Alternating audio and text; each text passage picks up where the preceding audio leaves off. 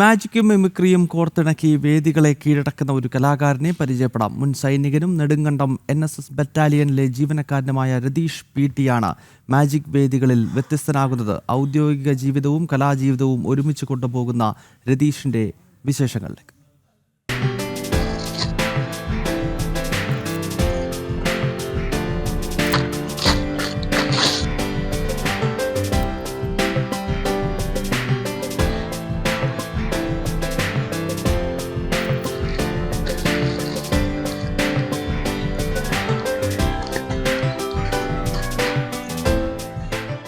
ആറാം ക്ലാസ് വിദ്യാർത്ഥിയായിരിക്കെയാണ് രതീഷ് മായാജാലത്തിന്റെ ലോകത്തേക്ക് എത്തുന്നത്.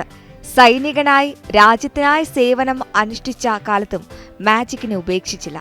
സൈനിക സേവനത്തിൽ നിന്നും വിരമിച്ചതോടെ മാജിക് രംഗത്ത് കൂടുതൽ സജീവമായി. ഇതിനിടെ PSC മുഖാന്തരം ജോലി സമ്പാദിച്ച് നെടുങ്കണ്ടം NCC ബറ്റാലിയനിലെ ജീവനക്കാരനുമായി.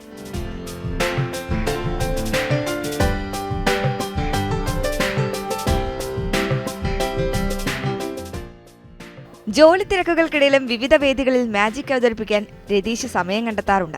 വിദേശത്തുൾപ്പെടെ ഇതുവരെ 16-ലധികം വേദികളിൽ മാജിക്കും മിമിക്രിയും അവതരിപ്പിച്ചു.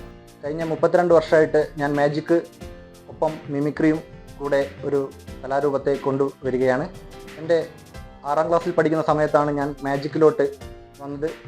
ചെറുപ്രായത്തിൽ തന്നെ എൻ്റെ ഗുരുവായ മനോജിൽ നിന്നും ഞാൻ വിദ്യ അഭ്യസിച്ചുകൊണ്ട് മാജിക് എന്ന കലയിലോട്ട് കാൽച്ചുവട് വെച്ചു.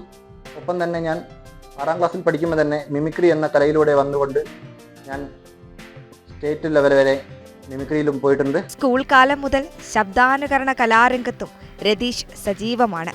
ചുറ്റുപാടുകളും പ്രകൃതിയുമൊക്കെയാണ് രതീഷിന്റെ ശബ്ദാനുകരണ കലയിലെ താരങ്ങൾ.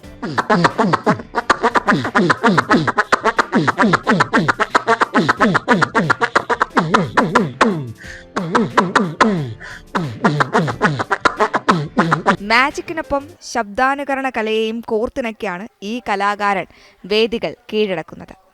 ന്യൂസ് ഡെസ്ക്, ജനം.